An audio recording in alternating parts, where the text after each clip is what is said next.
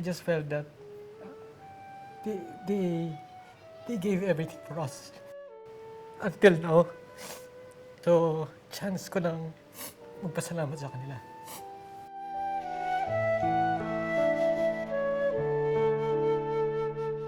Doon nagbago yung pananaw ko sa mga estudyante. Yung mga sulat nila, panay pagmamahal sa mga magulang, panay paghahangad ng kabutihan, panay walang hiningid na mga personal na mga bagay.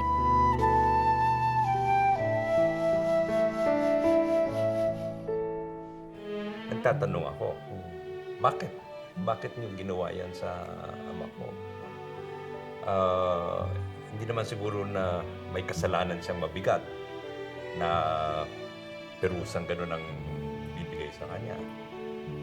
Kung ganitong gagawin mo sa mga kulang, hindi naman makasalanan, makapamilya,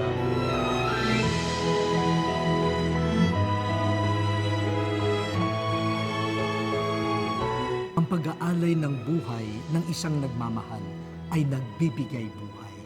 Yun ang liwanag na dulot ng mga mahal na araw.